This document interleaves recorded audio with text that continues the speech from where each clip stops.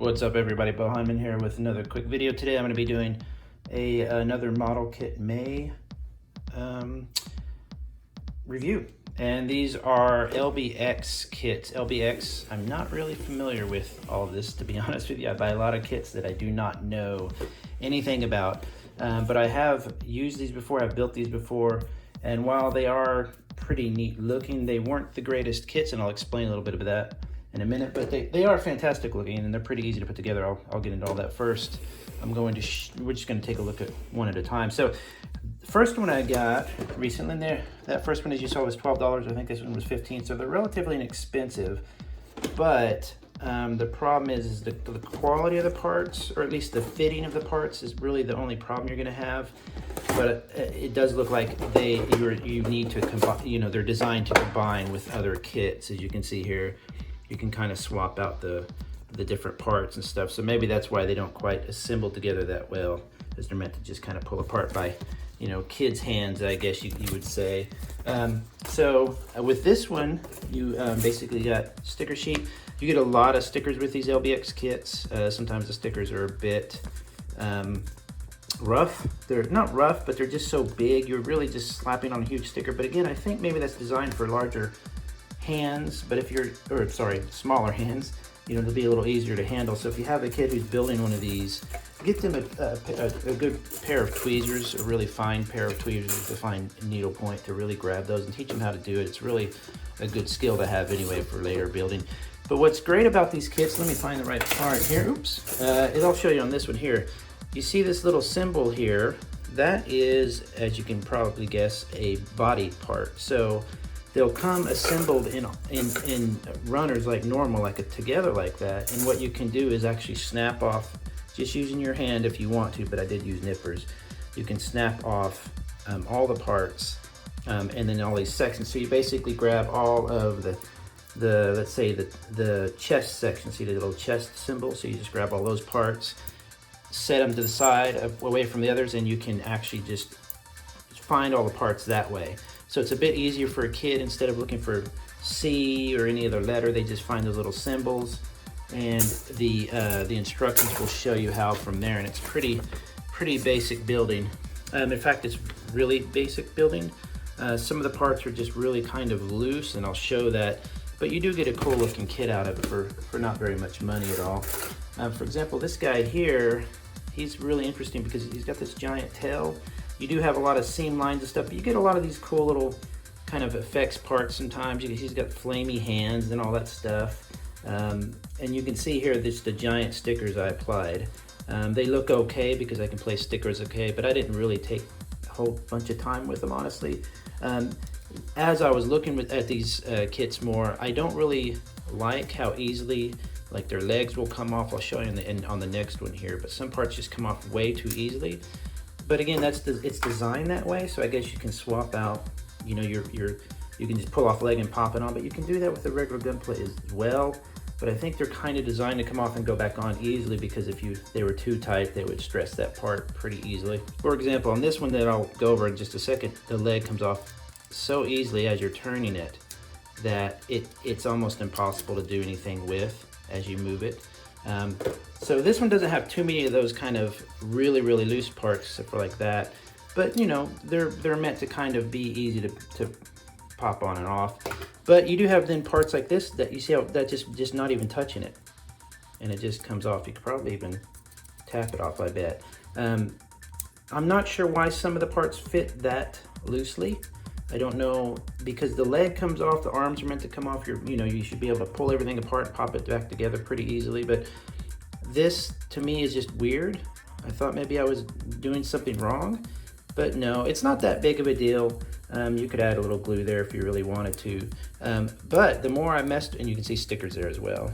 Big old stickers, it's kind of hard to put on, but whatever, I threw them on there.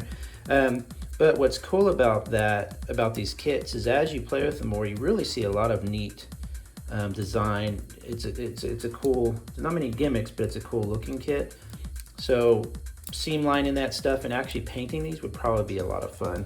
It would probably look really cool. In fact, I thought, man, that would be really cool to weather one of these and paint them kind of realistically. because they would look really awesome. You kind of have to make that decision ahead of time though, because you have these huge stickers on here all over the face, all, you know, right here. And, you know, for just a little kit sitting there, they don't look half bad. And it does have some cool parts. But then I noticed, like on this back skirt, it had no stickers at all.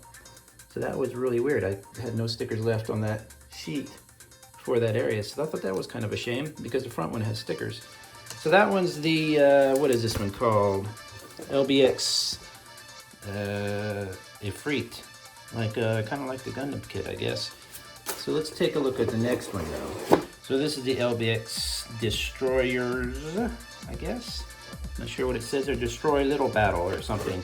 This is, I picked up just a couple that were kind of monster looking kits. I also have one that I'll show you here in a minute that I built probably a year ago and wasn't blown away by, but I did like the look of it. So they are neat looking kits. We got, oops, we have a whole bunch of them. They might, you know, look really cool on the shelf. You don't have many parts left over with most of these things, many optional parts, but it is a neat looking thing here. So, you know, there's the basic instructions. Same kind of concept. You just build it. You snap together the parts using the kind of you know, the little symbol. I'm sorry, on the runners will kind of make it easier for a kid or somebody to just pop off the parts. This one I prefer. I think these are actually really cool looking. But as I showed you earlier, that leg just comes off that easy. And so you'll put it back on, you'll be like, oh, cool, I'll stick it back on. And then you start to see a little separation there in the parts, those two little pieces. But again, you know, they're not expensive, but I bought, you know, regular Gunpla kits for $10, $12, $15, $20, near the cost of these. Their fitting was amazing. So I don't know that they had to make it just fall apart that easy. But you get this cool looking guy. Like, this is really funny. The arms are so tight that you can almost not, well, now they're bending pretty well, but they're almost too tight to bend. They do kind of have a neat little gimmick in the wrist that'll kind of pop them out into place, kind of like a double joint. But that's really all you get for gimmicks in these things. They're really pretty basic. They're just supposed to look cool, and then you can pop them apart and put legs in different areas and different kits and stuff like that. This one's pretty neat. Again, I would say that if you're ever gonna take one of these and try and make them look, you know, look much better, you kind of have to plan ahead of time, because these stickers are everywhere. So you need to keep those stickers off, or you need to pull them off after you have them. For me, for now, because I have so many projects and videos, I'm just gonna leave these assembled. I might swap parts between some of them and then try that out a little bit.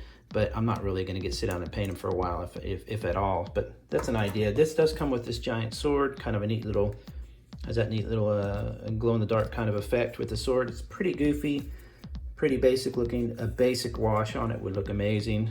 So, but again, for a kid, I could see this being a really fun little toy. Now, this is the one I built years ago, probably a year ago. I can't remember her name, but I thought it looked really cool. And I think I found all the parts. Her little hair there had some missing bits to it for a while. And her stuff would fall off all the time.